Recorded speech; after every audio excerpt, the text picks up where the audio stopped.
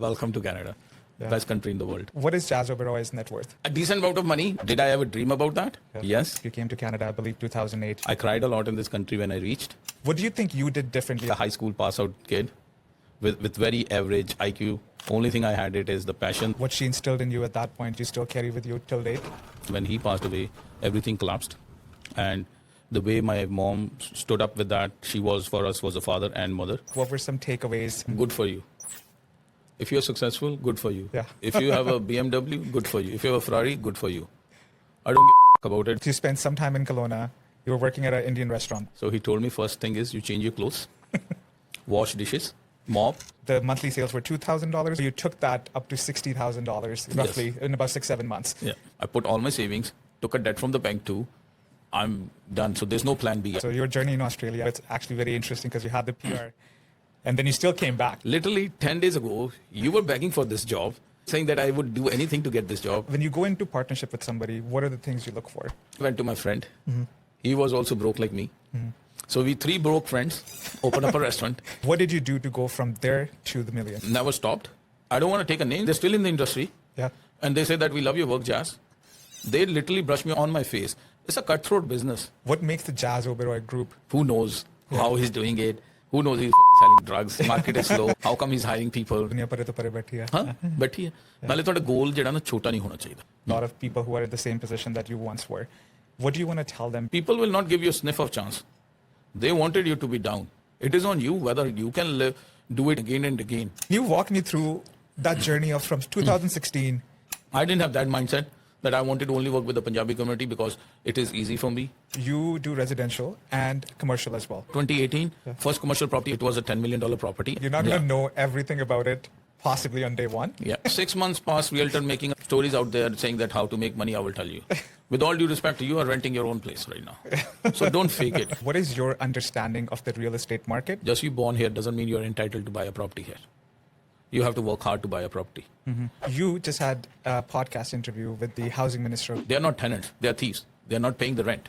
What trends do you see emerging in the market? There are very renowned developers out there who are stuck and their properties are going foreclosures. What does a good opportunity look like to you? Holy shit, if it was now, I would have been gone. Because the amount of development properties I purchased it and I flipped it during that time. If I can do it, anybody can do it. Be humble, but don't be weak.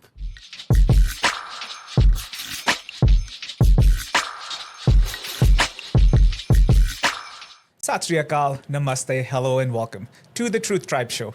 I'm your host Ravi Toor and today is a special day for us. As you can already see, we came out of our dungeon to a nice studio, all courtesy of our very special guest today, Mr. Jas Oberoi. Jas, welcome to the show. Thank you, brother. Thanks for inviting me. Thanks for having me here. It's a good change and I'm looking forward to our conversation here together. No, thank you. Thanks a lot. So how I want to do this conversation today is just do some light questions and then we'll build up our way.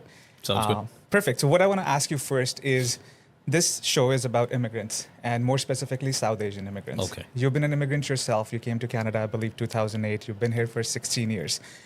How do you define life of an immigrant to those who have no idea what that is like based on your experiences? If I would say that it was easy, no, it wasn't easy. Not even a single bit was easy. But would I get another opportunity to start again?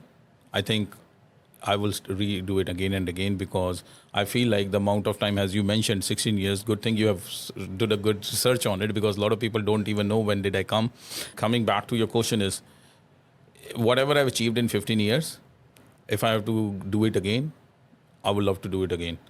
Just that's how the mindset is. I feel, okay, maybe I would do better than what I've done it in the last 15 years in terms of, because I've learned a lot of mistakes. I did it. Next time when I get an opportunity, I may not do those mistakes again. So if any person who's sitting in India or any other part of the world and wanted to migrate to Canada, was it going to be easy? It's not going to be easy. But I can tell you, I'm a prime example. If I can do it, anybody can do it. And I'm not having anything higher education. I had any scholarships, MBAs, PhD, you name it, anything. Just like a high school pass out kid with very average IQ. Only thing I had it is the passion that once I get the opportunity, I know I will do it. And this country has given me that opportunity. That's lovely. That's a lovely start to our conversation here. So how do you define success in your personal or professional life?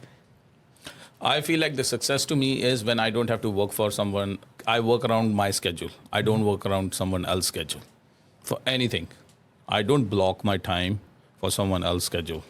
That, okay, I have to work around their schedule. If I put up at 10 a.m., then I have to be there by 10 a.m. If I'm late for 10 minutes, then I'm down. I have to wait for in line or somebody else. Not that saying it, I'm not disciplined, but I wanted my work to be priority, my schedule to be the priority. And for that can only be achieved if you're successful. So just to have control over your time and do things how you want it. Exactly. Yes. Yeah. Awesome. You need a control. So who would you say have been your role models and your inspirations and why? I will say that my mom, she was very instrumental in my life, my success. She was an inspiration for me. Again, she was not a very high educated woman, but was very courageous lady, not going to the school, and raised me and my sister. My dad passed away. He was a very successful businessman. When he passed away, everything collapsed. And the way my mom stood up with that, she was for us was a father and mother. And she has done anything I could think of. Being a lady, a single mom back in India is not easy. It's very difficult. And especially when you have never faced those hard times, she had to face it because of the finances. So she's my role model for everything I have done today. I would have gone to wrong sides. Yeah. It was her who pulled me out from that and showed me the path where she said, this is my expectations from you and you have to do this. That's awesome. What's the best piece of advice she's ever given you? Never give up. Don't be scared. Keep doing it. Keep going. Just be humble. Make sure your feet are always grounded. Don't get carried away. But humbleness and weakness is a different thing. Be humble, but don't be weak. If somebody is giving you a shit, give it back to him. But don't be arrogant with somebody. Respect everybody. That's what she told me. Chota hunda siga, kut pai sigi. Yada, a kid beat me up on the street. I went crying home. I told my mom that somebody beat me up and I was expecting my mom to stand for me and go and talk to the parents. She slapped me.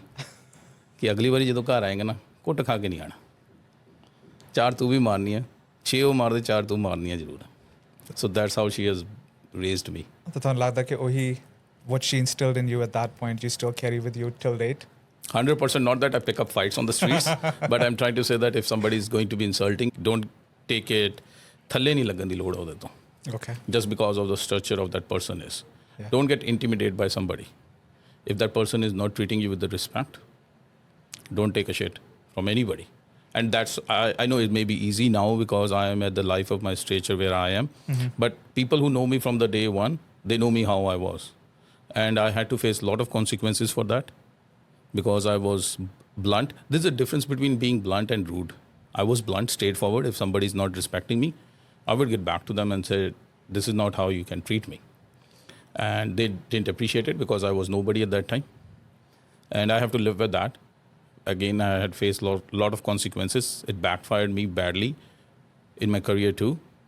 But no regrets for that because I didn't want to change myself. I always wanted that I should be treated respectfully.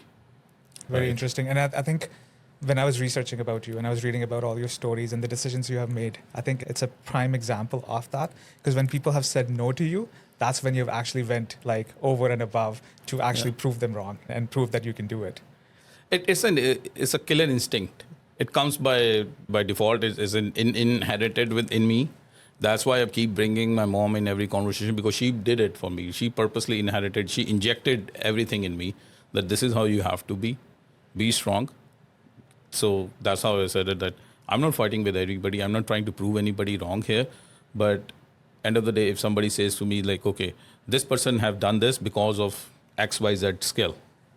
And if I feel like I can do it, I will do it. I will back up myself. I don't need anybody else validation for that, okay, you can do this. I have self-motivation enough to do it and I will do it. That's no matter what it is. That's lovely. And you've been doing a great job at it. No, thank you. Before we move on, I just want to ask you a cheeky question. This might come across a cheeky question, but it would help set the context for everything we're going to discuss after. Okay. The cheeky question here is, what is Jas Oberoi's net worth? Oh, okay. You put me on a spot here. I like to do that. Let's say a decent amount of money, not I have thought of. Yeah. Did I ever dream about that? Yeah. Yes. But now I feel like, okay, holy shit, I did it. I would say that somebody told me that, okay, a multimillionaire doesn't mean you have to be a million as a net worth. Because I initially thought, okay, if you have $1 million, you're a multimillionaire or a millionaire. Then somebody gave me a reality check. He said, no, that's not the millionaire means. It means more than that. You have to have more money.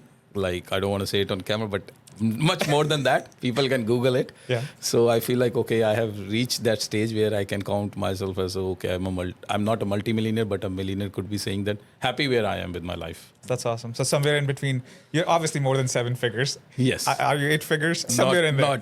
But I'm working hard on that side. I wanted to go that far. That's awesome. Okay. As far as I can go. I don't have a target in my mind. This is my success to me is I feel, okay, one step at a time. Take one step. You achieve one, go next. Because success, as you mentioned, what is success? Success can be different for different people. For somebody, me coming to Canada was a success. Me getting a permanent residency was a success. Me getting a citizenship of the country is a success. But did that stop me? No, because for me, that was not the success. Somebody at my stature would be a success. They said, I would not work for it. But for me, it's not. I go, okay, yes, from here, how far I can go. I don't have a big milestones. I target it like next 2 years, next 1 year. Because if I keep achieving those, the 10-year target will automatically achieved.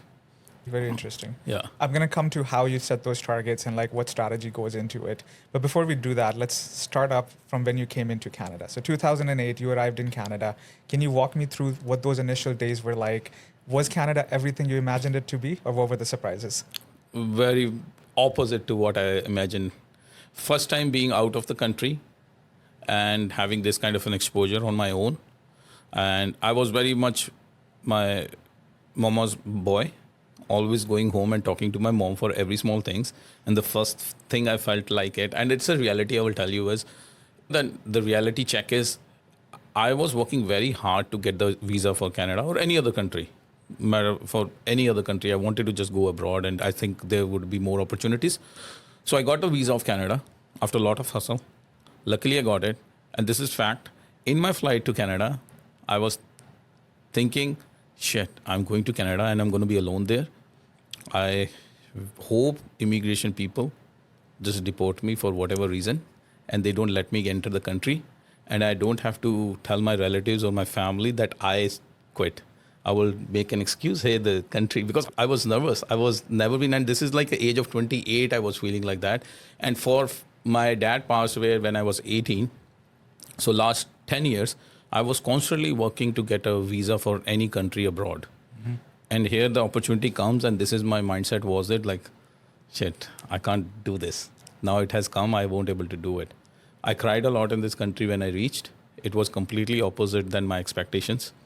I got a job as a manager back from India. I came on a LMI visa, work permit. So the hotel I was working for is closed now. It was near the border, Peace Arch. Pink Hotel it used to be called. Pink Pacific. Yeah, Pink Pacific, yeah. So he was an Italian boss and I was hired as a manager. I was all suited, booted with the tie, went for the first day. So he told me first thing is you change your clothes, wash dishes, mop, sweep. I said, why I have to do this? I'm the manager here. He said, no, if you're a manager, you should be knowing what if the dishwasher leaves tomorrow, how to wash the dishes, how to sweep, how to broom, everything you need to know. And while I was doing this, automatically the tears was coming in my eyes because I used to say that, okay, once I get the opportunity, whatever work I need to do, I will do it. But then the reality check comes, shit, I'm doing it and it's not easy. I'm washing dishes here. I'm serving people. This is not I was supposed to do in Canada because this is not how in movies the Canada is being seen. Yeah. All they have shown us the beautiful mountains, the sky train passing by, everybody's making dollars. So I said, shit, that was a big reality check. I cried a lot. I made up my plan to quit and I was about to leave. A gentleman who helped me to come here, he's an immigration consultant. I told him that I'm going back to India. Can you help me? Because I didn't have the money to pay the ticket 1 way. Can you help me to get me the ticket? I promise once I go back, I will pay you off. So he told me a very good thing. I still thank for him too for this. He said, Jas, why don't you do this? You already made up your mind. You wanted to go back, right? Because I cried and I told my mom too. My mom was first consoling me, and then one day she said, okay, if you wanted to come back, just come back. That's fine. Yeah. आजा तेनू लोड़ नहीं है जे तू इन्ना रोंदा तू वापस आ जा. And I told the consultant, I said, I wanted to go back. He said that since you are here now, why don't you work for a month, save some money for the ticket, and then go back? I didn't say anything to him. I said, he may be making an excuse. He's not wanted to give me the money. I said, okay, I'll do it. In that process, every day I was feeling like how I can borrow money from somebody and go back to India. That much how, and this is all happening in 1 month of a course. Okay. And then my sister called me. She said that I was a very proud sister of you. And now when you're going to go back to India, because she was in England, she was a student visa at that time. She said that I'm being a student here and working and helping the family back India, sending the money. You being the man of the family, quitting. You wanted me to, for the rest of the life, I tell my brother was a quitter. He couldn't do it. I being a girl doing it. That hit me. I said, shit, no. I'm going to do this. I'm not going to go back. No, I told my mom, I'm not coming. Sometimes what happens in your life is small conversations can change everything. Absolutely. And then change me. That 10, 20 minutes of a conversation with my sister, heart to heart, and she's saying me, you're not a quitter, or are you a quitter? Because she came 3 years before me she went to England before me. And I was always telling her back in India, the day I get the opportunity to go to anywhere, I will do it, and I wanted you to come back and marry, live your life, settle your life. I don't wanted you being the girl helping me and my mother financially. I don't wanted that. Once I get the opportunity, I will never have this. And she said, here's the opportunity. But it's fine. I will do it. I'm doing it so far from past 3 years. I will continue doing it. Mm-hmm. That's okay. But I will never able to live with that mindset that my brother quit. So I said, no, I'm not going to quit this. And the rest was history, never looked back. Funny thing is the money I made, and I called him and said that, now I understand why did you say that to save the money. Because when I calculated it, the amount of money I made it in 1 month, I said, holy shit, this is real, like I'm making money. Well, what was the amount of that first month that you made? It was about $1,000. Okay. And at that time, the dollar price was 40. Okay. So I calculated 40,000 rupees in a month. I said, man, I wanted to live here now. I don't want it to go back. And then I just keep grinding every day. Wasn't easy. I lost my job. Recession hit. 2008 I came in. Biggest recession at that time. I lost my job because I was a bonded worker. I was jobless. I was barely going, not having a money to feed myself. Have to go to Gurdwara. दोपहरे खाना खा लेना सी इन्ना कि राती भुख ना लगे. Because there was no food. And that was a fact. And that year, the snow also, it was one of the highest amount of snow came up. फिर ਉਹਦੇ ਚ ਮੈਨੂੰ ਸੀ ਪੈਦਲ ਜਾਣਾ ਬੱਸਾਂ ਤੇ ਘੁੰਮਣਾ was not easy. Not having a job. Went to Australia. I had a PR of Australia too. I went to Australia. Didn't like it at all there. Because the good thing happened to me was that the first place I came was Canada. And I was here for 3-4 months before I went to Australia. And I saw the opportunities here as a business owner. People have it. Immigrants were very successful. And at that time, it's changed now. I'm talking about 2008. Majority of the Indian community was their students. And they were doing labor jobs. Not that I didn't want to do a labor job, but that was not my goal to come to this country. I wanted to be successful, wanted to be a businessman. And a lot of Indian people were there. I thought, okay, no, this is not the country. I wanted to go back to Canada. Came back, again started working at Desi Junction restaurant, and then never looked back. They helped me to get my immigration. 2010, I got my immigration. Went to Kelowna. For different reasons, I moved out of Surrey. I wanted to explore the Canada. I wanted to work with the people who were Canadian, less Indian community, out of the comfort zone, where I can challenge myself and learn how Canadian people, how the Canadian culture works. So that's what it is. So there are lots of good points. So your journey in Australia, I actually read about it. So I know it's actually very interesting because you had the PR and then you still came back. You gave all that up to make a fortune here or make your career here. So it's, I guess what I'm trying to ask you, so there's a lot of new immigrants that come into Canada, a lot of people who are in the same position that you once were. what do you want to tell them based on your experiences? Just when they're struggling and they're probably like, oh, I don't want to sweep, or I don't want to mop, I don't want to work as a dishwasher, I don't want these frontline jobs. What is your advice to them? Just be real. What they're expecting it coming to the country, a new country. Forget about the new country. If we move from one city to another city, you have to start it all again. So what they were thinking in the head when they're coming to Canada, that okay, they will get a banking job from the day one, and they will buy the house from the day one, they will have a luxury car from the day one. No, you are having a dream which is shattered because that was not a reality. The reality is you have to start from the ground. How hundreds and thousands of people. I'm a small fish in a big pond. There's so many people in Indian community have been so successful. And I have always looked up to them. If they can do it, I can do it. And the people now coming from India and saying this country is not the same. It is the same. Any country you go around the world, there will be a problem. It's how you overcome with those problems, how your mindset is, and what were your expectations. When your expectations get shattered, then you start complaining. Okay, this happened, that happened. Actually, your expectations were unreal because you were thinking this country, the day you come in, you will get a job easily. You will start making money, rolling in a luxury car, having a fancy house. That's not true. Nobody else has done it. You will not able to do it. So that's what the reality is. Yeah, so have like clear expectations when you're coming in, and there's No expectations, brother. Okay, I no. said no expectations. Just take it as it go. It's Okay. not easy.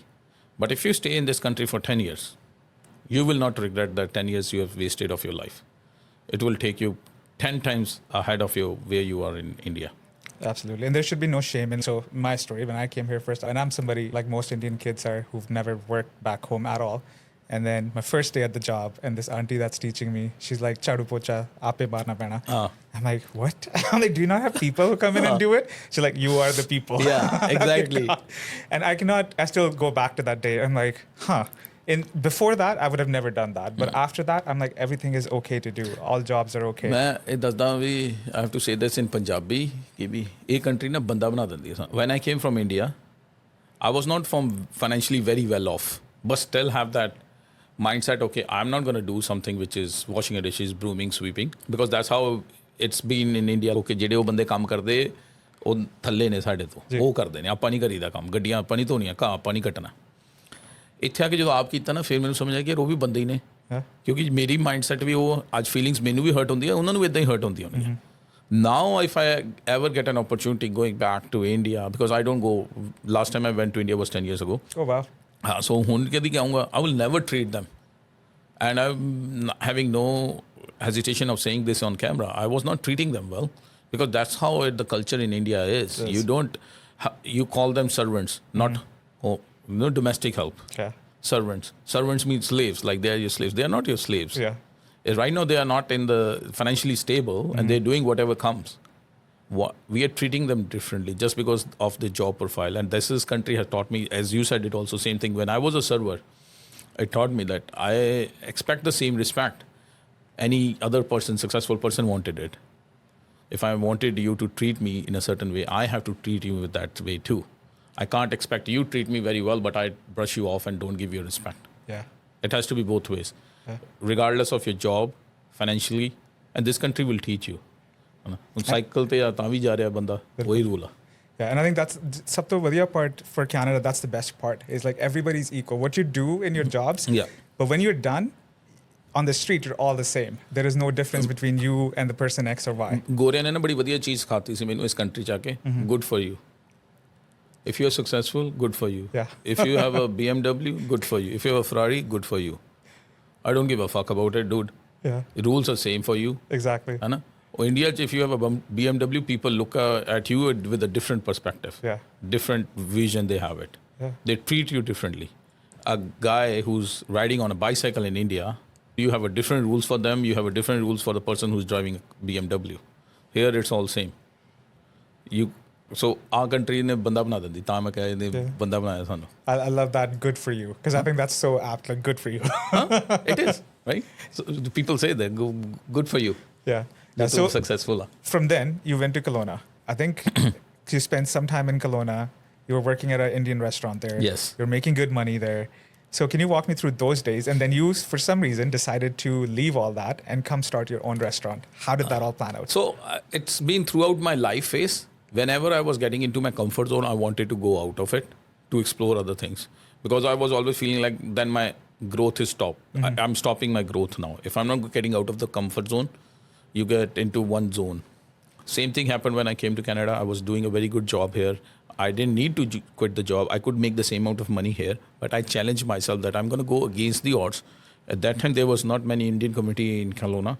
I wanted to go where it was prominent, like dominating by different communities, not East Indian communities like Surrey, because I lived here for 2 years. And Kelowna was the only reason I picked it is because I felt like, okay, it is going to be very far from Surrey. मैं गोरियां च काम करके देखता कितना होता है. Just because I wanted to learn how they work. And then I find it out, okay, I was making decent amount of money, around $8,000 to $9,000 a month. And I told my wife, I wanted to go back. And she said, are you crazy? We are making good amount of money. Why you wanted to go back to Surrey?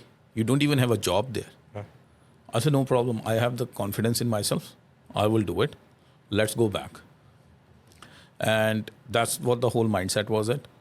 Oh, Honda Civic car, packed everything in there, I was renting a condo at that time in Kelowna, so not had much of a furniture. We sold it through Facebook Marketplace and all that. We did it and came here start living in basement and looking for a job.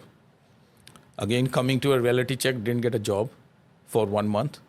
And I felt, oh shit, okay. I was overconfident that I have worked in Indian restaurant here in Surrey for 3-4 years, then in Kelowna for 2 years, I will get a job very easily. Didn't get it. Eventually, I had to pick up a job as a pizza delivery guy on a fresh sliced pizza. It used to be on Marine Drive, Vidal Street in White Rock. I worked there. I worked there for a couple of months, and then I purchased my restaurant. And it was not planned. Yeah. It just came up to my opportunity. Bas le le. Nice. Before that, I got a job in White Spot. So while I was doing a pizza delivery, that was a temporary because I didn't know I have to pay bills. I have a family, rent वगैरह देना सी. So I said, okay, whatever comes my way, I will do it. I did a delivery job, and then I was interviewing different places. Eventually, I got a job in White Spot as a manager. I had to go through 4 to 5 rounds, and they have a head office in Burnaby, corporate office. Okay. So they interviewed me there, and finally they gave me the job of a manager. I was offered about $40,000 annually. Dental, medical, everything they were providing you 5 days a week. What else like a salaried person can ask, they were offering you. Nice and easy job. While they gave me the job offer letter, I came up with this opportunity of buying a restaurant. I said, I don't want you to do this White Spot job. I didn't even join. I emailed them that, thank you for your time, appreciate it, but I'm sorry, I'm not going to want this opportunity. And the GM called me. I still remember he was saying, what the heck was this all? You wasted our time. What do you want to do now? Did you get a better job? I said, no, I wanted to open up my own restaurant. He said, excuse me, you wanted to open up your own restaurant? Literally 10 days ago, you were begging for this job. You were saying that I would do anything to get this job. I said, yeah, because that time this opportunity didn't come to me. I feel like, okay, I can open up my own restaurant and I can be my own boss. Why would I work for White Spot then? I will do my own job. He said, you're getting all those perks and everything, which you won't get it as a self-employed. Yeah. I said, I don't need those perks because if I'm making 6 figures, why would I care about my dental care and free holiday trip and all that? I can do it on my own anyways. I wanted to be a self-employed. So that's how I come across with this restaurant opportunity. Very interesting. So question on that opportunity piece. You were already in the process of job. You were getting it. Were you still actively looking for business opportunities? No. Or how did the opportunity came about? See, it was just you could call it as a fluke. Okay. Many things were not planned in my life. It just came my way and I grabbed it. I was going with the flow. I'm always, till date, I'm going with the flow. I don't plan very many things. So there was a restaurant came up as an opportunity, was on a sale. Didn't know how this works. The restaurant was listed at that time for 120. I had only $20,000 in my account. And I told the realtor to write an offer for $40,000. We saw the restaurant was pretty much done, dusted. No sales, nothing. I think $1,500, $2,000 monthly sale. And they were asking for $120,000. Didn't have any clue how the offer works, whatever it is. So he told me, he laughed when I was saying in the restaurant, in front of the owner, I said, write an offer for $40,000. He said, let's go out and talk. And he said, first of all, you can't talk like this in front of the other party. Yeah. And secondly, they're not going to sell it for $40,000. How much money you have? I said, I have 20. I'll go to the bank and ask for the loan. Don't worry. Yeah. He said, why don't you go to the bank and check for the loan first before I waste my time on it? Yeah. He said me the same on my face. I said, okay, no problem. I'll go. Reality check again. This bank said, the most we can give it to you is 10,000 rupees, $10,000. What the fuck? I'm going to get $10,000 only? And then I went to my friend. He was also broke like me. So we three broke friends opened up a restaurant. Each put 20, 20, 20. And $10,000 was the line of credit which I got it. So we eventually purchased that restaurant for $70,000. It's crazy. Yes. And we opened up as called Curry Sensation. And all the discussion was happening in the basement. Me, my one friend, and I said, okay, how much money you have? He said 20. Okay, we will match 40. So the restaurant we're getting is for 70. Who can we pick more? This is the conversation we're having it. Yeah. Whom should we pick? Innu call kar liye? Unu call kariye? The guy who said yes, okay, come, let's partner. That's how we partnered. Yeah. And we three were 60, and then $10,000 were taken from the bank for the line of credit. The RBC approved me that time. So we took that and we went all in. Oh, by the way, the second friend of mine who still runs a restaurant in South Surrey, Curry Lounge, he didn't even have 20,000 together. He had 10,000. I gave him a loan on my wife's name, 10,000. And he was about to, like the settlement, the arrangement we had it, okay, she will take a loan on her name, but that's your share and you pay the monthly payments. So that's how he got into it. Okay, he agreed to that he will pay it. So question on that. Obviously at that time, when you went into partnership, it was just, that was the options you had. These were who has the money, Jinu phone Carlo. In today's day and age, after all these years, when you go into partnership with somebody, what are the things you look for? Everything. Yeah. Make sure the mindset works. Because, see, that time I had nothing to lose. And that's what I was selling. What am going to happen? Yeah. The landlord also asked me, very nice guy, who gave me the lease. First of all, the lease is not being transferred usually, is they check your assets as a tenant. Can you pay the rent? I had nothing. I didn't have the rent for the that month in my account. He asked me the same thing, that how did you get into the partnership and all that? I said, we are partners, we friends, we work together at Desi Junction, and we back in India with the hotel management, blah, blah, blah. I made up some stories too, just to impress him. And he said that, okay, do you have any assets, anything? I said, no. So he asked me that, how assured you are that you can run this restaurant successfully? I said, listen, I was 19 when I got into the hotel industry. At that time, I was 31, 32. I said, whatever I did for my whole life was restaurant only. If I can't run the successful restaurant business, I'm a failure anyways in my life. So I know it. I will do this. And I can do this much better than what the current owners were doing. Were you getting the rent on time? No, it was delayed. Exactly. So here's an opportunity where I will give you at least a rent. Because if I don't buy it, that restaurant is going to close anytime. So take my option, and he agreed to it. He said that I like it, you are young. So I liked it that at 30s, he called me a young guy. So I said, okay, I will take that as a compliment. I can thank you, Ravi. So I said, okay, done. We took a lease and then go. Now, if that, like something like this, a partnerships, I will never do it. What are the top 3 things you're looking for in a partner? One thing only I look about it is the mindset. Okay. Are we on the same page? Rest all is separate. Is the mindset I have it. Being in this business now, real estate, there's so many people have asked me for partner. I don't do a partnership with them for only reason is when everything is going good, partnership is going to evolve. You wanted the mindset. Will he be a part of my failure too? That's the partnership is. Success, everybody will be a partner. Yeah. A partner means like failure, there's no blame game happening. It was not intentionally done. I have made my partners, they are my very good friends too, 2 of them. We have made, all 3 of us has made a lot of money in real estate, and we have lost some money too. But there's never been a blame there happening, and they have that mindset, okay, yeah, but that's okay. So that's what you needed it. Trust also. Yeah. Second thing is the trust, going to be that whether you can trust that person. Absolutely. Third thing is financially stable. If that one partner is weak, even though they have a mindset, but what if things go sideways? Will he able to sustain that pressure of a financial? Like right now, there's so many people out there who have partnerships, but if one financial partner is weak and they can't pay the mortgage, the same amount of other partners has to pay. Let's say there's a $10,000 mortgage now. Everybody has to chip in $3,300, right? If one partner is financially weak, then it's not able to sustain. He will say either sell my share, you buy my share, and then there will be conflicts, fights. So these are the three: trust, mindset, and financially stable that person is. He should be at your same par. I love all those 3 points, and I think Okay. it's super important for any kind of partnership Yeah. that you're going at, right? Trust for me is like the biggest thing, and Yes. the mindset comes right after that.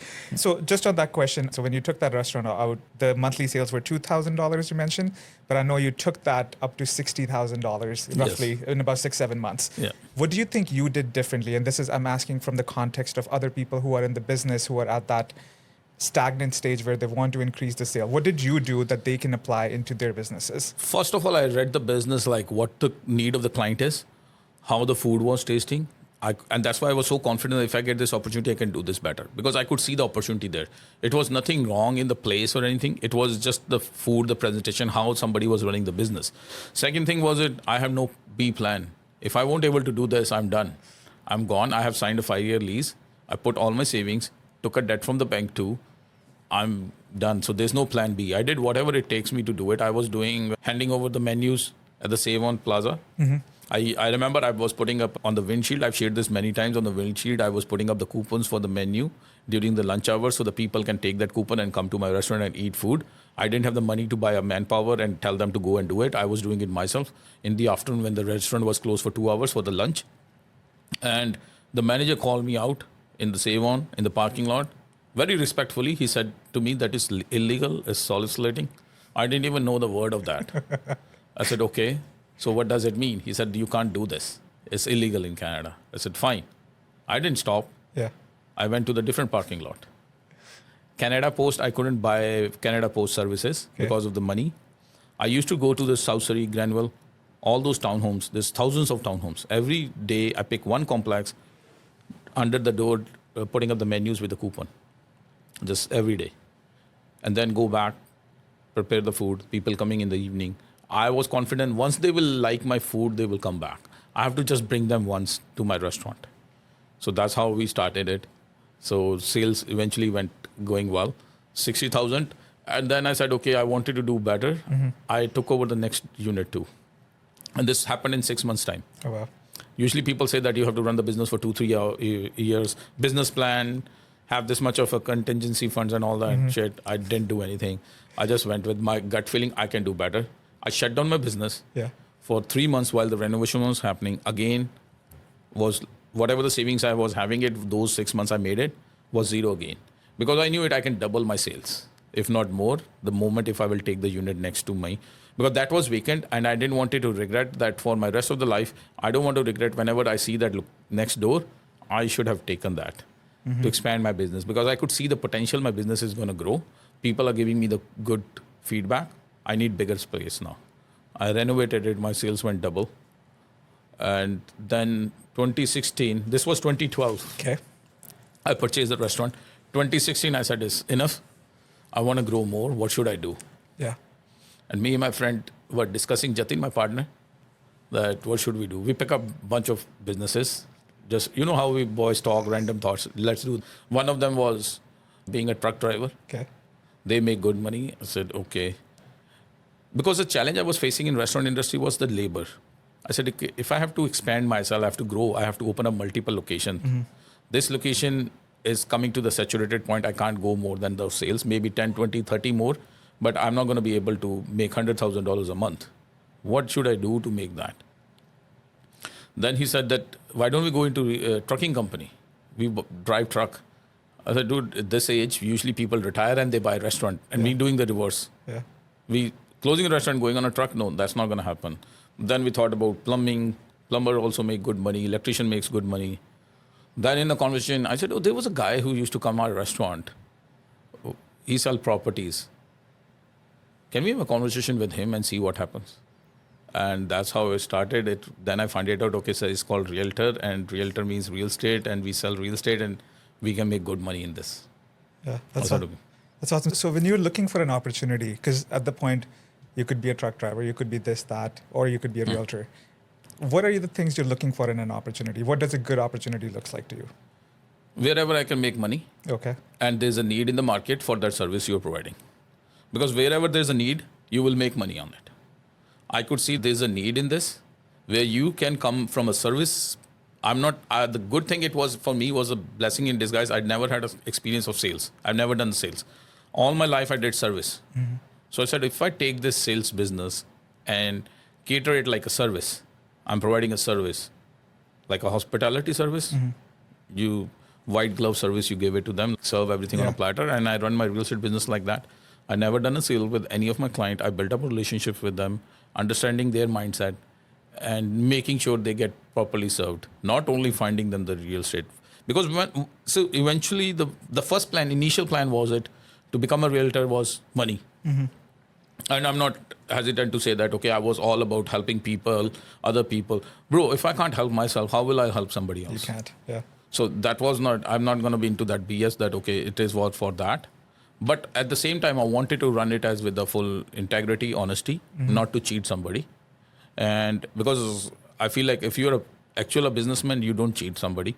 You give them the product or the service, and once they value, they will come back. They will keep coming back.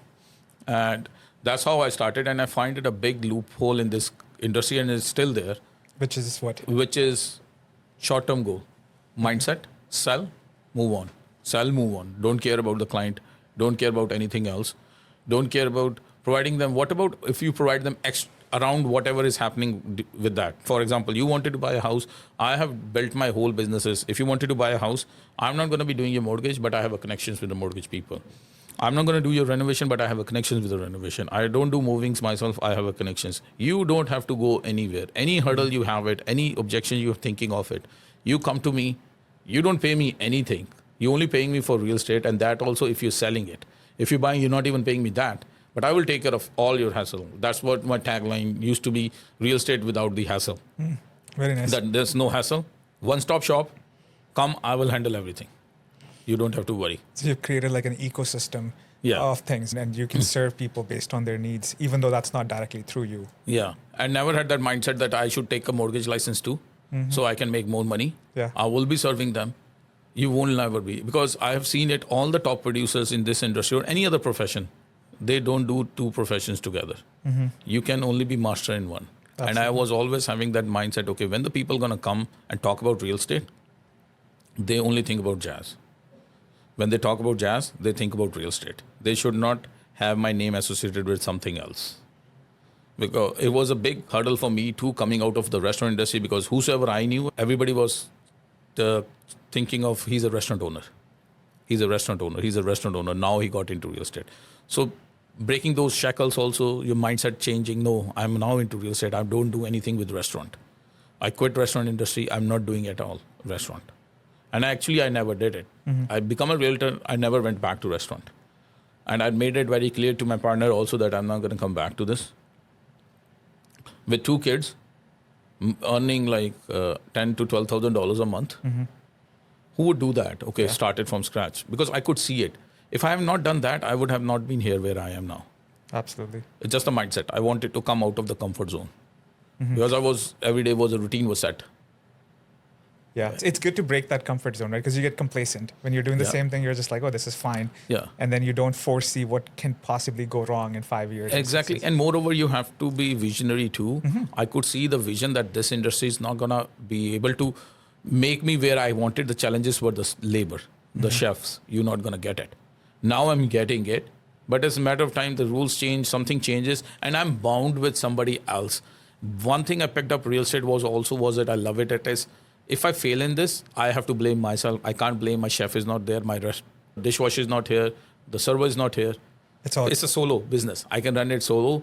If I don't show up to the work, I'm the one who have to blame myself. I can't blame somebody else. Yeah. So this was the best part to do it. That's awesome. So you started in 2016. I know like about June, the first half year you made about 70-ish thousand around that. The next year you made 250. I think after that, Bro, 600. you have done all the whole. Can you walk me through that journey of from 2016 to when you started making $1 million?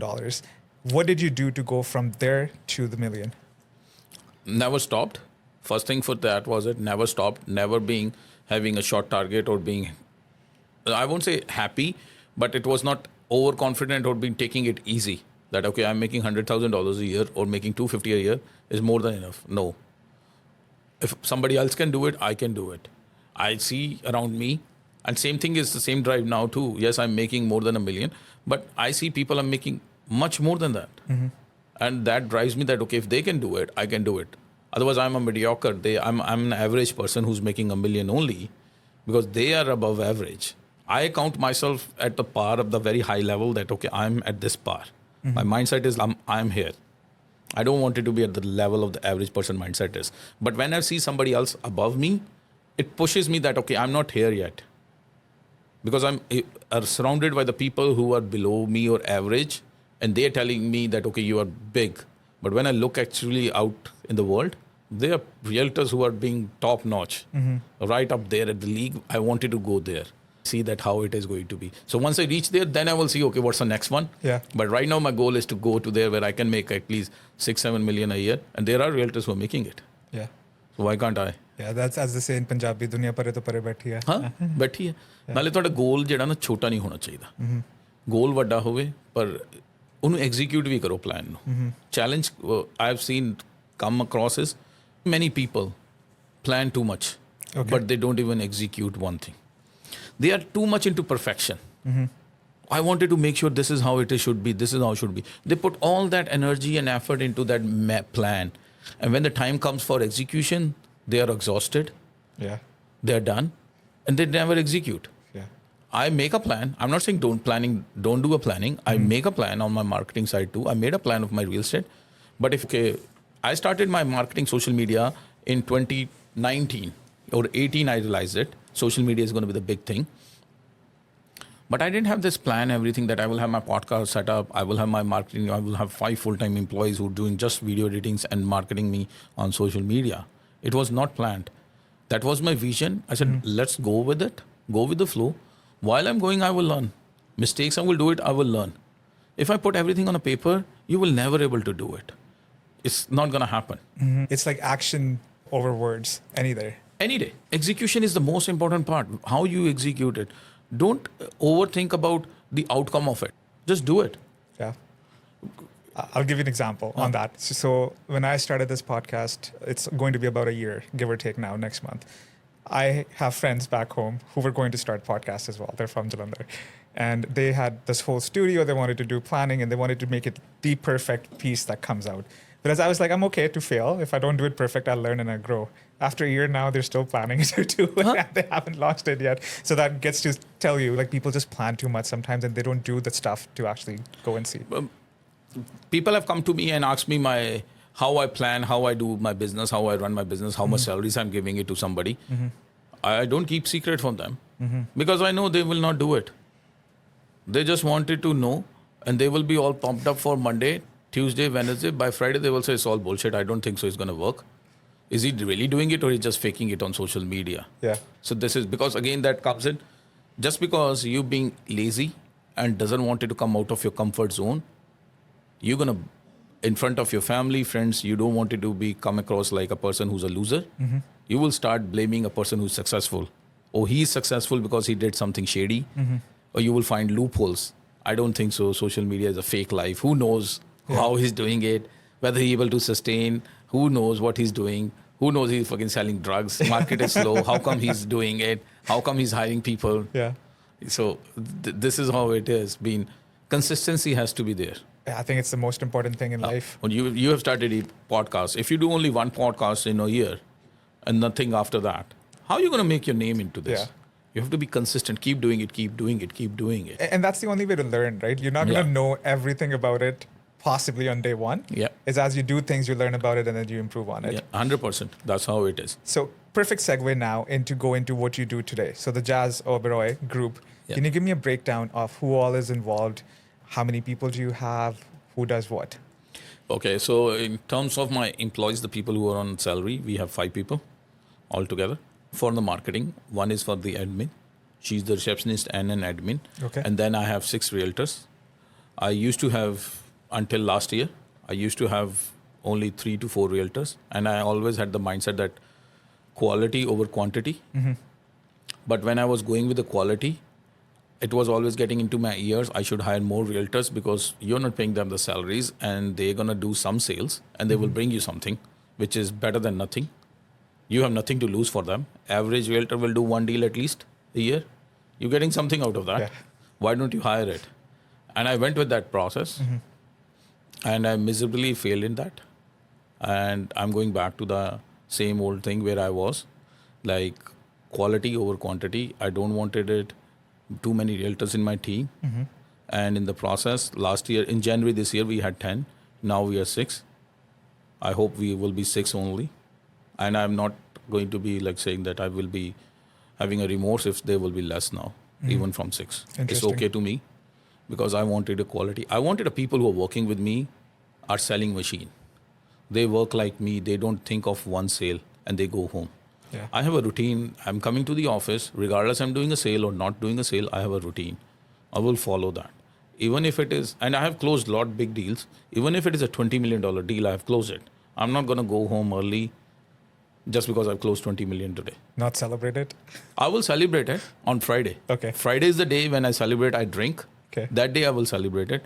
I consider this as a kind of a job, you can call it. No matter what is happening, I'm coming here every day. And I wanted my team members, the realtors also, not to be having a mediocre mindset. I can't do this because of this reason and because of that reason. Somebody said to me that, okay, you speak Punjabi because Punjabi is your first language and you can get engaged with those Punjabi people. That's why you could do better. Yeah.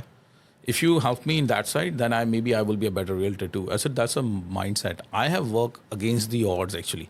For me, breaking the shackles of talking in English and going out with the people who business with them, whose first language is English. I didn't have that mindset that I wanted to only work with the Punjabi community because it is easy for me. No, I wanted to work against the odds. When, as an immigrant, I'm coming in, and especially in this business, I don't want to take a name, so people have completely brushed me off, and they're still in the industry. Yeah.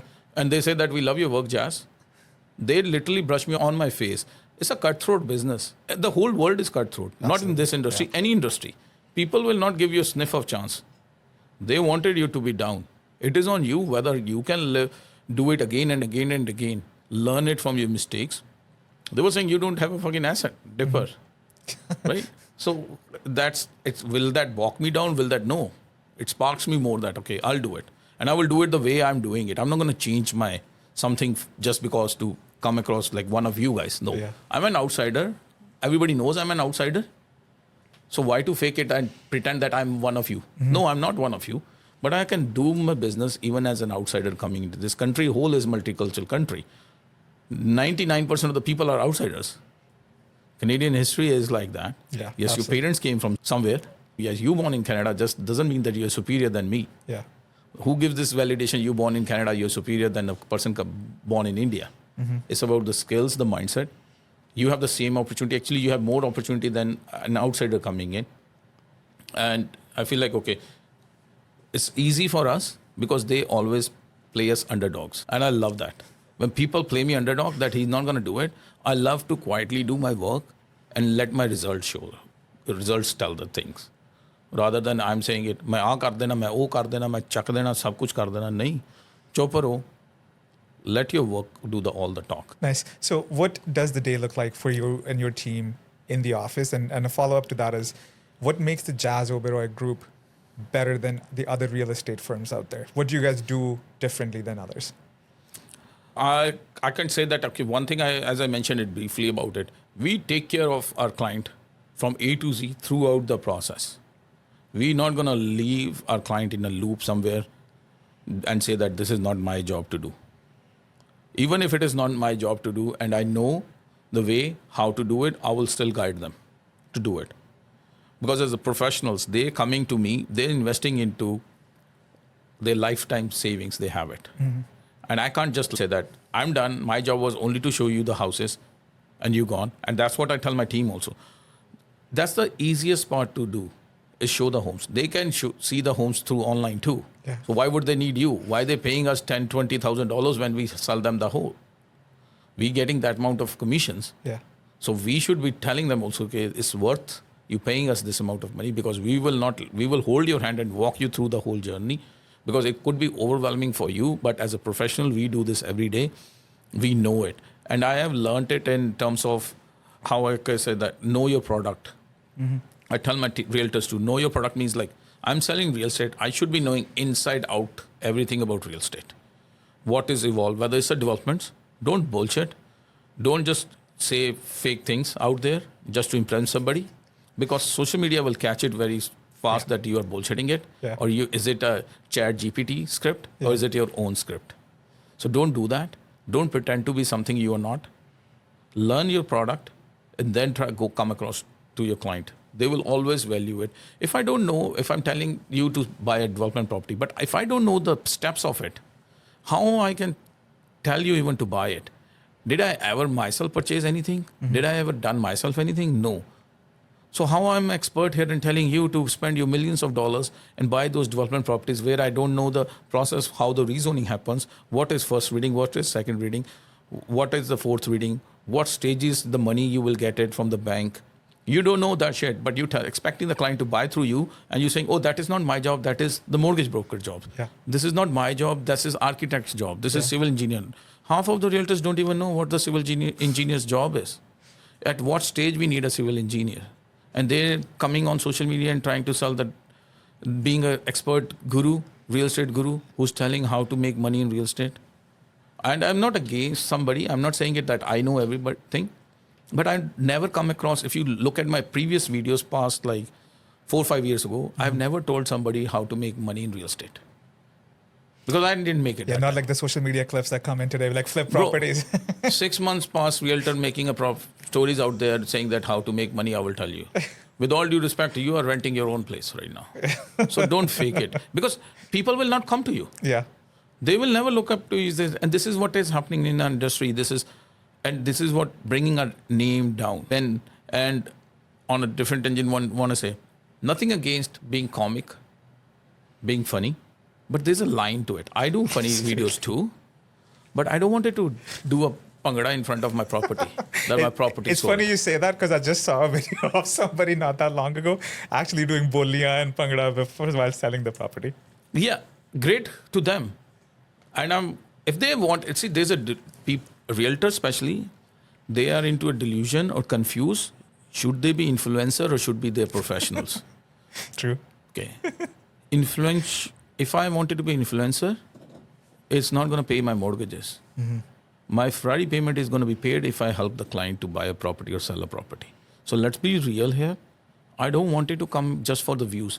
My social media views will be next to a person who's been a realtor for maybe 6 months old. 5,000, 6,000 views. But out of that 6,000, am I getting a call from a client? Yes. That is my purpose.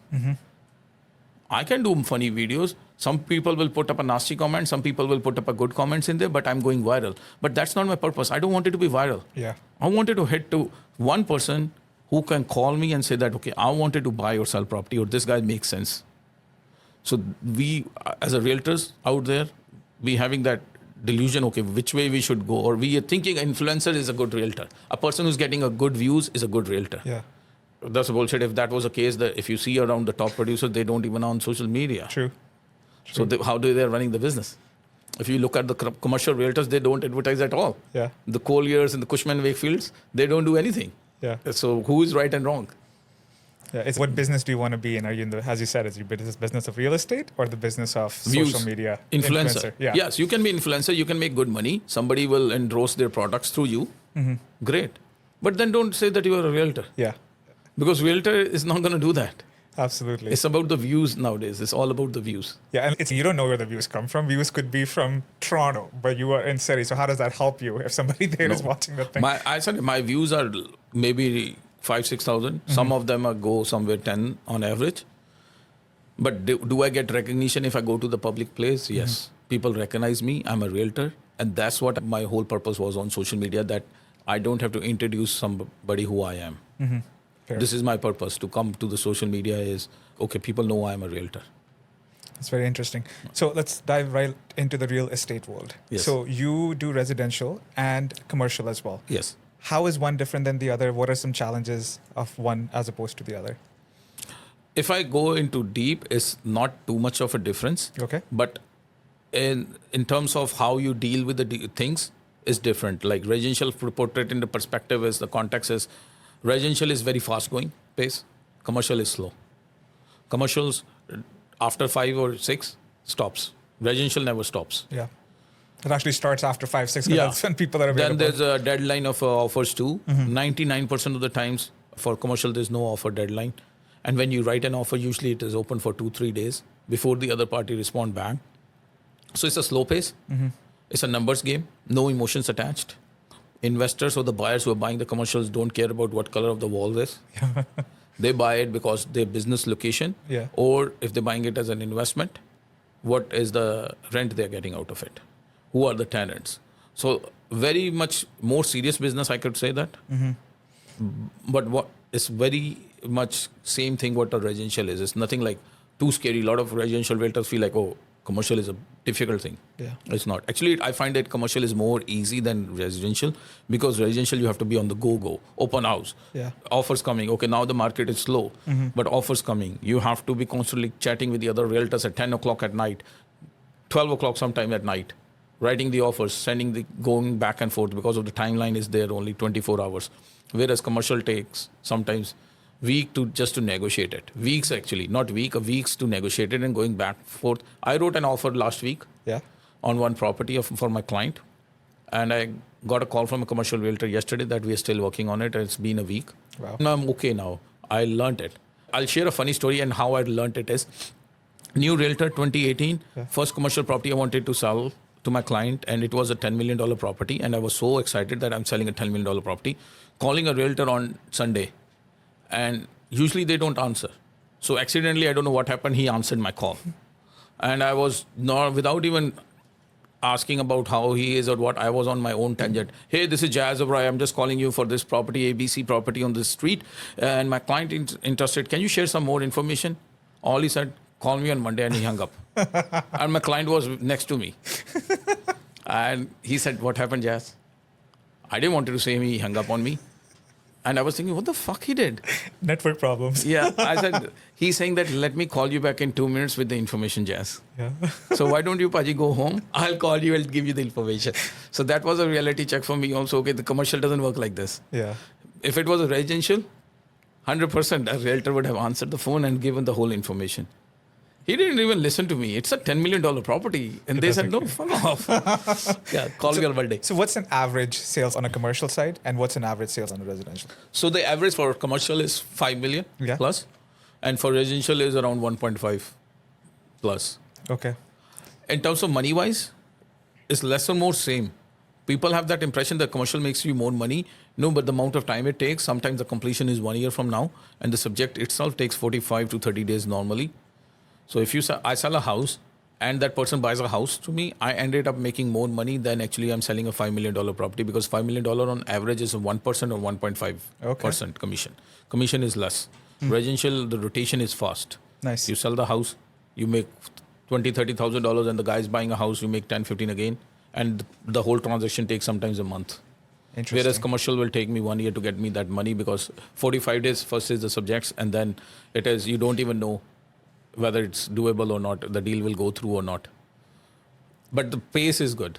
Interesting. I like the pace. You can live your life with commercial, easy pace. It sounds like it, because you have those working hours, unlike the 24/7 go. I picked commercial because there was not I would say many, there was next to none who was doing commercial.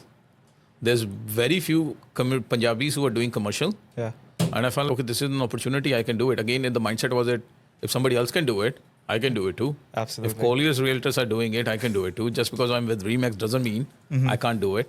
And I started doing commercial, and I felt, okay, till now also, I don't see a competition. I'm not competing with those Collier's, Cushman. I'm talking about the residential brokerages. I'm with residential brokerage Remax. There's not many realtors out there versus residential. Residential is 50,000 versus commercial maybe 10. Oh, wow. Yeah. Really? Yes. That's a drastic difference. And I'm talking about commercial, not the people who are selling the restaurant businesses or leases. I'm talking about actual commercial development properties. They're selling it. Interesting. Doing it, investment properties, selling commercial plazas. There's not many. Yeah. Maybe it's a tip for everybody to look into 100%. That side of the business. It is. Yeah. It's a very good business to be in. Slow pace, easy pace. Or somebody who wants to be easy life living Monday to Friday, 9 to 5. It is 9 to 5. After 5 or maximum 6, they don't answer the phones. Yeah. So this is the place to go. Interesting. commercial. So the real estate market, more specifically where you work, Surrey, Lower Mainland area, for people who don't live here, they find the prices to be obnoxious at times, just how high it is. With the new immigrants coming in, it's hard for them to buy in. What is your understanding of the real estate market? What's working well for it? What are some challenges? Challenges is the affordability, but working for it is the land shortage. And that's why the affordability is going up. The immigrants are coming and the prices are going up. That what is it? The people have to understand it. Just because you're born here, and I may offend a lot of people by saying this, just you born here doesn't mean you're entitled to buy a property here. You have to work hard to buy a property. Vancouver is one of the beautiful cities in the world. Yeah. Not in Canada, in the world. So buying a house in there is not easy. Just like you born in London doesn't mean that you afford a property in London. True. Right. So why you think, okay, you're born in Vancouver, you earn this. Work hard. Who's stopping you? But yeah, you have to work 10 times harder than this. You don't want to put work into anything and you just think, okay, by default, it should be entitled just because I'm born in this city. Yeah. No, that's not going to happen. Things are changing rapidly. Technology is changing. So why not the real estate is changing too? People will complain and they will always complain. When I came in 2008, people were saying real estate is still expensive. That time the houses were $400,000 and they said it's expensive like hell. So people will always complain. There is some part of the people who will always complain. They don't do anything in their life. They're just sitting on the fence for the rest of their life. They're just thinking of one day something I will do it. Come on, do it. When you're going to do it? Yeah, absolutely. So you just had a podcast interview with the Housing Minister of BC, Yes. Ravi Toor. Yes. For the listeners, can you summarize what were some takeaways? What is something that you're excited about? Or maybe something that you're not impressed or worried about? I wasn't impressed about the tenancy part, how saw that it's been video. tackled. And I didn't get a very solid answer. And if I get the opportunity again, I would love to ask him that what was going in his mind when he's saying the 4 month of a tenancy notice he's going to give it to the tenants now versus 2 months. You are only focusing on one, and I told him also the same. When there's the rules and laws, it should be balanced. It should not be towards one side more heavily. And that's what is happening with the tenancy.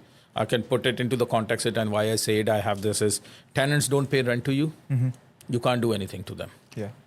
All you can do is go to the tenancy board and ask for the eviction notice. But how I will recover the rent I lost it? And this whole process going to the tenancy board and getting them an eviction notice. And on top of it, I have to pay to get them out of the place. Yeah. Of the amount of money I've lost already for 5-6 months, the time will take easily 5-6 months. And on top of it, I have to pay. So let's say on average, $3,000 rent I'm getting it. I lost $18,000. $4,000 I have to kick them out. I would say kick them out because they're not paying rent to him. I'm being very candid here. I've not wanted to pay respect to those people who are misusing this rights, right? Kicking them out. They are not tenants. They are thieves. They are not paying the rent. They are not fulfilling the commitment they had. So we have to kick them out. And I'm ended up with paying almost $22,000 for my pocket. Wow. On top of the mortgage I'm paying already. And they have to pay nothing. I have to go after the small claim courts. And that also there's a rule. Actually, I did a podcast with a lawyer. He told me, after all that efforts, if you owe me $20,000, the settlement will be you pay Jas $100 every month. Isn't it a joke? Yeah. Just people taking advantage of these rules. Yeah. Where is the landlord can go? Nowhere. Now they're saying it on top of it, you have to give tenants 4 months notice. Okay, I'm a seller. I wanted to sell my house. I'm in a distressed situation or whatever. I wanted to move out from my place. I can't move out of my place because a buyer will not do a completion until the tenants move out. So I'm stuck for 4 months. I will not get that money for 4 months. 2 months full, 2 months was more than enough because 2 months full means is if I'm giving you a notice on June 2nd, June whole month will not count. Yeah. July, August, so you by September you will be going out. If there's not many houses, this is not the way to address that. You should build houses, build rental properties. Why can't government hire a developers and build rental properties just to address this issue? Why the landlords have to pay the cost for that? That okay, because there's not many houses, the tenants will have a difficult time to find a new place. You landlords suffer for that. Yeah. We as a government will not do anything. We're not going to build those rental properties. I am hearing this from last 10 years, not specifically in NDP government, even the federal also, the previous governments also, liberal also. I don't have a political view for anybody. I'm saying it. I'm just being a normal layman telling it. All these governments are coming and going. Yeah. Where is the housing affordability has gone? Nobody's taking care of it. Nobody. And they're not doing anything for that. Yeah. They're not putting anything there. I don't see any ground being digged for a one rental building which is being owned by the government and saying it, okay, we, the government, you pay us the rent. Here's the building, the land. You hire a developer, say, I'm giving you the land, build a rental property for us. We will be owning it. Government is owning it. Get the rent out of it. They're not doing anything. Yeah. All these millions and billions are used every time they say that we have used this billions of dollars been invested into housing affordability. These CEOs who the company running these intellectuals, all they are making money. Whereas the real person is not getting that money. It's not been invested into them. So it's all politics. Nothing is going to come out of it, brother. I'm telling you, nutshell, I figured it out. I interviewed the city Langley, township of Langley mayor. Yeah. He was completely opposite to what Ravi Toor has to say. So these are the government people. Yeah, they don't talk to each other. They don't talk to each other. They don't like each other. They are not on the same page. Yeah. So how are you going to come to the conclusion, or how are you going to bring positive out of it? I'm running a corporate business here. Okay, there can be different opinions, but at the end of the day, I wanted all my team members to acknowledge or to support that idea. If one employee of mine going on a different tangent, second is going on a different tangent, third is on, no, doesn't matter, I'm a CEO of the company. I will never able to get the best out of that company because we are not on the same page. First, sit together, address it, and have everybody on the same page. Yes, it's difficult sometimes, but if not 100% of the opinions can be addressed, take some suggestions from you, implement those. If there's 10 people, municipalities are sitting there, have everybody's opinion in there. Make them also being valid about it. Okay, we give them a respect for their positions. You're not even asking them and they're doing it. Yeah. Township of Langley also have different ideas about different things. So everybody, if you talk to Surrey, they have different ideas. Every municipality has a different ideas. Yeah. End of the day, I don't think anything is going to happen. Prices, people like it or not, prices is going to go up. And it will keep going up. Unless until you start building, the government takes the initiative and they hire the developers to build properties which is affordable. Why you wanted me as a businessman to build affordable houses?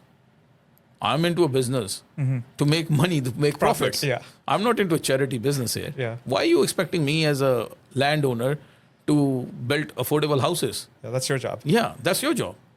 Will you pay me if I'm losing some money? No, you're not going to say that. No, we're not going to do anything for you. So question on that. If you can make, let's say 1, 2, 3 changes based in the current real estate market, based on your understanding of it, that will help the public, what are those changes going to be and why? First thing will be take out ALR out of the zoning. Okay. That's a BS for me. People don't have houses. BC doesn't have a land, and you have that much of a big amount of land. So I always tell my clients also why the properties are going on. Demographically, you have to understand this is one side is the mountains, one side is the ocean. And whatever is the land, half of that is ALR, agricultural land reserve. So means you can't do anything in there other than the farming. Look at South Surrey. It's a prime example. Morgan Creek, next to Morgan Creek, there's a farms. Why there's a farmlands in there? Such a beautiful place, and next to it is a farmland. Can you give me one developed country or a city where you have seen like this? Farmlands are usually out of the cities. And this was out of the city. South Surrey 10, 12 years ago was out of the city. But now it's expanded. Now it has expanded. Why we are not evolving with that situation? Why we have those rules which were 40 years ago was in our books not being amended? 40 years ago, the population of the city may not be even 50,000. Now it is almost 700,000 people are living here. Why we are not amending those rules? Why we are not changing it's just a bureaucracy in there, politicians, a lot of things are being involved in there. That's why they don't want to address it. Second is the approvals in the cities. Like new build approvals? Yes, new build approvals. Why can't you streamline it? I have known some cities in states. They give approvals in 2 weeks. Why can't we give it in 2 weeks? Why it takes 1 year? The land is already so expensive. It's 1 year? Okay, I'm doing a developments. Yeah. It takes 2 years to dig the ground, minimum, if everything goes at the pace. Because they have a shortage of the staff there. I said that, okay, you're increasing the fees. DCC is getting, that's a norm we use for the city developments. Okay. Every per unit they charge it, and they charge handsome money for that. And the city of Langley just recently, about 2 weeks ago, has doubled the amount. Oh, wow. And they're expecting. So that's why I'm saying this is being such a politics game in here, contradicting your statements. Housing affordability, how a developer will able to build an affordable end product if you're increasing the piece of land is getting increased, the city fees are getting increased, no incentivize is getting to the developer, and they're expecting to build an affordable housing. How this is going to happen? Okay, if they're increasing the fees, is this the development permit is getting in 2 months? No. They say it getting it 6 or 7 months is if everything is perfect. If there's a if. Yeah. I can show you the series of emails I have it from the planners of the city, different cities. Yeah. One planner is on off. Second planner, there's an automate email comes in. Yeah. And this is the fact. I'm going to say the name of the municipality. Maybe because they won't like me if I say that on camera. Well, you can tell me after. Yes. Development property. Yeah. Sending it to the planner, getting an automated email that I'm out of town, send to somebody, there's another name, send it to that person, send it to that person. Getting an automated email, I'm off for a week. The first person was off for a month. And I'm going to show you the proof. If somebody wants a validation, I will show it. This happened to me. Wow. Second planner, off for a week, send it to the third. Third is on a mat leave. So there's no communication happening between them. They didn't even check with each other if they're going to be available. No, because one person understands. A left on a vacation or wherever he went 2 months ago. B in the 2 months duration took a 1 week off, giving it to C without knowing C is going to be off for mat for next couple of weeks or after a week or after a couple of days. That's crazy. So who is suffering? I'm suffering as an end. And are you expecting me to build affordable housing? Bro, I can go for this forever. This is very sensitive matter for me. Very I'm so personal. Very personal. I take it. I have seen my clients also feeling the same pain. And I say that I can tell you that. That's why I tell them that, okay, try not to do developments. Don't try to be a developer. Just get it rezoned and flip it. Interesting. Just flip it. Make money and go. So that's a lot of good information, and I'm glad we touched on that point. Okay. So just on that note as well, what do you see in the market over the next 2 to 5 years? And what I mean by that, like interest rates were going up, now they've cut down. There was a cut yesterday announced by federal government as well. What trends do you see emerging in the market? I feel like still it's not going to go. A lot of people are thinking this 0.25 interest rate is going to boost the market. No, people are stuck. And now I'm seeing a lot of foreclosures are happening. Okay. It didn't happen previously. Now it is happening. And I'm talking about development properties. I'm not talking about houses. And this is scary. When the developers, the big guys are going down, it's scary for the economy. Because they're feeling the heat. They can't afford it anymore. I can't take the names, but there are very renowned developers out there who are stuck and their properties are going foreclosures. Wow. Right, left and center, I'm saying it, not only 1-2 properties. Start from Vancouver to Chilliwack, a lot of properties are going for foreclosures because they can't sustain it. And the interest rate, unfortunately, has gone so high, skyrocket. This has happened. And I feel like it is just the government, how they have played it. And it is going to play it again.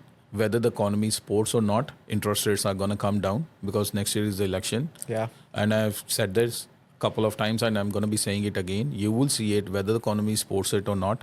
Right now also, economy is not supporting to drop the interest rate. This is first time probably in the history when we have done something before US. Yeah. Reason for that. There's a reason for that. Why our dollar is getting weakened now. There's a reason for that why we were still giving the money during the COVID because the Liberal government wanted to do the elections. Behind the scene, they were already planning it. It was not that Sunday Trudeau thought about it and Monday he announced it, I'm going to do the elections again. Yeah. They were giving the free money to win the votes. Yeah. And didn't happen.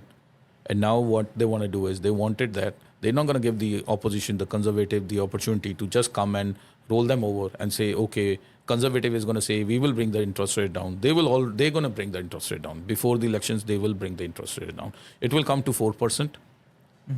My prediction is it's going to come by October next year. It will come close to 4%. Okay. But the real market is going to boost in 2026. For this 1.5 year, you're not going to see market is changing too much. It's not going to, the price is not going to go up. Interesting. Times. Affordability is the issue. If you can sustain for the next 1.5 year, sustain it. If you're a buyer out there, buy something now. You will not regret in 2026, the prices will go up. For next 1.5 year, it's not going to change much. I'm not talking like $30,000 is not a change. At this point of time, market is dead. People, whatever they say it, realtors out there say it, I can openly tell you this is dead market. It's one of the slowest time I've seen it since I become a realtor. It's been 8 years. This is one of the slowest time. I've not seen it that many people are stuck.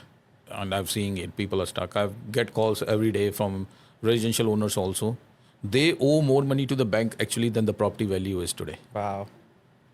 So what is going to happen to the economy, I don't know. God knows it. But whichever the history you see it, you've seen that movie on Netflix, which is for the 2008 recession. The Big Short, was it? Big Short. All those people who were involved in this or who were the reason for this recession, they didn't go bankrupt. Some of them got a political job post. Some got multimillionaires, and they're still multimillionaires. Yeah. Who got lost? Normal person. Yeah. Average person, 9 to 5, doing a job, doing his work, working hard, are the ones. And now also that is what is happening. Yeah, it's crazy because I've talked to a few people as well, and they've told me that they're not getting, like, banks are not giving them loans and construction loans even now. No. Yeah, banks are just like not happening anymore. So interesting times. It is going to be, I think the trend is going to continue for a year at least. Okay. Year and a half, 2026, I feel like it will be the time when you will see the market is going to go up again. That's good to know. So how do you look for a good property? What are the things that you make sure are in order for you to assess that as a lucrative opportunity or a good property to invest in? To begin with, I will tell you one thing for sure. I wasn't right from the day one. I also learned from the mistakes, and I learned it in this is affordability and sustainability has to be there. If there's a property who's getting your mortgage paid off 80 to 90%, if not 100, you will be lucky in lower mainland if you can find something which is 100% getting paid by the tenant. Only then you buy it, 80 to 90%. Don't have the stress of the 50% going to be there. If you're buying a development property, the rule of thumb is you should buy the land cash. I know it doesn't make sense for the return on investment, but if you're going with that 35% down and 25% down, minimum downs, you will never survive the whole development. It's not going to happen. I have seen it, a lot of people doing it, and the smart person is learn from other people's mistake. And being in this industry, I've seen a lot of people doing that. I've done developments myself too. I was lucky that the market went up. It went in my favor. But I learned it then. Holy shit, if it was now, I would have been gone. Because the amount of development properties I purchased it and I flipped it during that time. Yeah. I was lucky. Yeah. And it wasn't planned that I would say that it was tragic. I thought, okay, all of a sudden it's all going to happen. No. Because my game plan was to go with a minimum down payment, 25 to 30% down payment. You will not able to do it. And that's what exactly happening now. These developers who have over-leveraged themselves, they have purchased multiple projects, just playing on minimum down payment, which is 25 to 30. Now banks are tight. They're not giving the mortgages, so they can't build the developments. They don't have the money to construct building. Development is ready, development permit is ready, but they're not able to build it because they don't have money. Because they were going on that game of minimum. Pre-sales will happen. We will able to sell it. Everything now pre-sales are not happening. Yeah. It's not selling for the price. So there's a lot of games in there. So when you get a loan also from the construction, there's a price point. You can't sell less than that. And a lot of people don't know the pre-sales is not in developer's hand if you're going with the bank mortgages on it, especially with the 80-20 rule, like 80% of the pre-sale has to be sold. You set up a bench, okay, I will sell minimum $1 million a townhouse. You cannot go for 950. Because bank is giving you the mortgage on the basis of $1 million only. They will not give you the draw if you don't sell it for $1 million. You have to give them a commitment. Okay, this is what per unit will be. So there's a lot of things involved in it, and realtors don't understand this, and they put it on social media that okay, you can do this, easy math. Yeah. Buy this, do this, and do it. Why don't they do it? Interesting. What has been the most proud moment of your life, the highest point of your life, where like, karke dikhata, business-wise? I don't think so. It has come yet. Oh, yeah? Yeah. I don't think so, bro. Yeah. As I said, let your work do all the talking. I will wait for it and you will see it. Okay, Jas, I just knock on the wood and God should be kind to me. So far, He has been very kind to me and He has blessed me. I'm keeping my finger crossed. I have just started yet. Now I can actually see it. My half of my life phase was being in the struggle. Yeah. It's a saying that ਪਹਿਲਾ ਲੱਖ ਕਮਾਣਾ ਔਖਾ ਬਾਅਦ ਚੋਂ ਤਾਂ ਬਣ ਜਾਂਦੇ ਨੇ ਉਹ ਬਣ ਗਏ ਨੇ ਹੁਣ ਤਾਂ ਮਲਟੀਪਲਾਈ ਕਰਨੇ ਆ first my stage was into additions plus now it's multiplications. I'm going to be multiplying it. I know how to do it now. I know it. My first phase of life was getting a PR, then doing mistakes. Not that I'm not going to do mistakes now, but now I can pick up other people's brain because I have the money to afford to buy other people's brain and do work for me. Initially, I was doing it myself, all those things. Yeah. So I haven't seen that in my life yet. Give me another 5-6 years. Yeah. If God is going to be kind to me, then I will tell you which was my proudest moment in my life. I have it already, my goal, but I'm not going to say it yet. Okay. I was going to ask you, I'm like, so I hope you get to that point and we'll do a podcast again where we can reconvene. 100%. Yeah. What advice would you give to 20-year-old Jas Oberoi, Jaspreet Singh Oberoi at 20 Yes. years old? What advice would you give to him, knowing everything you know about life now? I would say that, don't give up and have patience, because I wasn't having a patience at that time. And don't be cocky and blunt to some people where you don't need to. Yeah. Keep your mouth shut and learn to read the environment of the room. You don't need to win every debate, Fair enough. right? You don't need to be smart. And I was trying to do that. In my early days, I always try to be, show that I'm the smartest. And you come across as an idiot person then when you're trying too hard to show that you're the smartest. And it's okay not to be smart every time. Just keep your mouth shut. Very good advice. Just listen to other people. What would you put on a billboard for the entire country of Canada to see? What is your message and why? The best country in the world. And I will put my picture next to it. The day I came to Canada, how I was, and say, if I can do it, you can do it. Like coming from nowhere with $200, and this is not a story of a Bollywood movie, I'm telling it. People who know me, they know me that I'm not lying it. And they have seen my journey in Canada, that how I've overcome with all those hurdles. And if it was not Canada, I think I would have not made it where I am today. So I would have said that with opening arms, I would say that welcome to Canada, Yeah. best country in the world. All thanks to Canada. You are a very busy man. How do you manage your day? Because I know you're very planned, you're very organized. What do you do? How do you manage your days? What does it look like? Day is I have a strict routine. Every morning I wake up at 5, go to gym. By 7:30 I come back. Like I go to gym around 5:30, 5:45, come back at 7:30. I tried to do meditation, but I couldn't do it Okay. because I was always thinking about my business while I was doing closing eyes. So then I find it out, for me, the meditation is doing my business. Okay. So I started opening the emails. I do it around up to 8 o'clock. So this is everyday routine. It's around the clock, like I do it like this, Monday to Friday. Okay.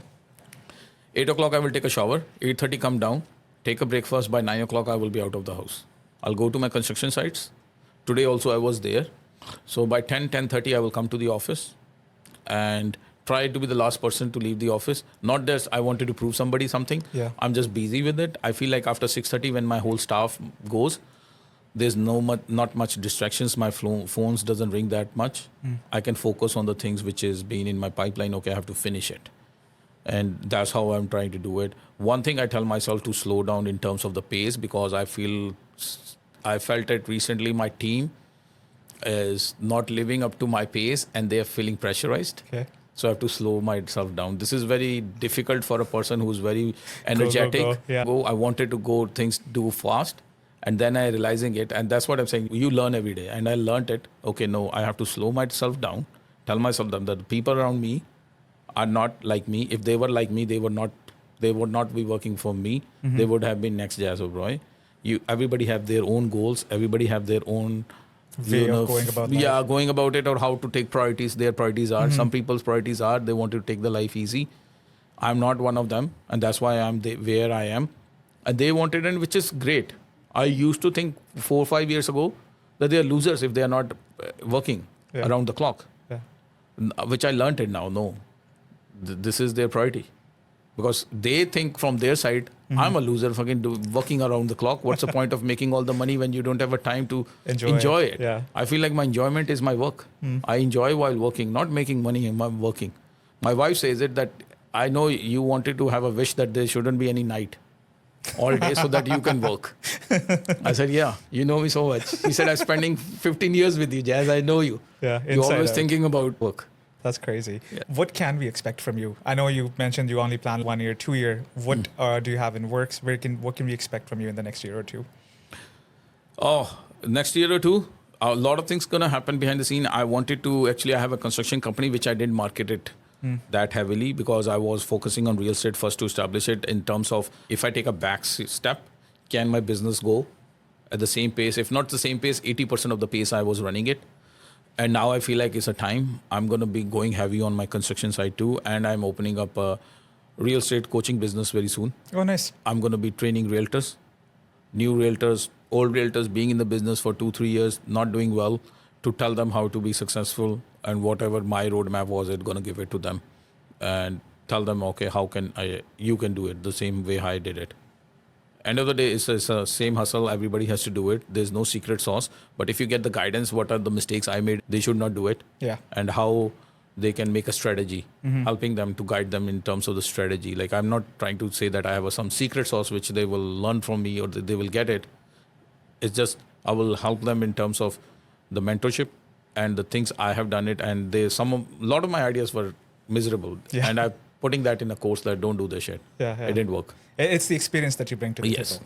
Yeah, so that's where I'm focusing right now and that's what I'm going to be, next step is going to be.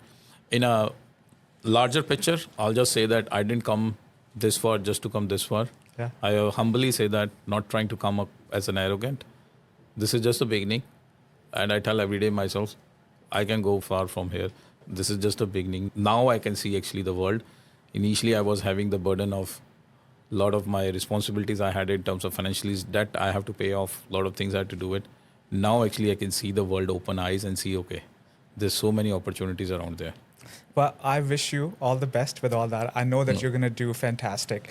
The real estate coaching course, just the experience that you have, I've learned a lot from you today. And I hope anybody who's listening this will pick up actionable bits that they can apply to their life and make a difference in their life.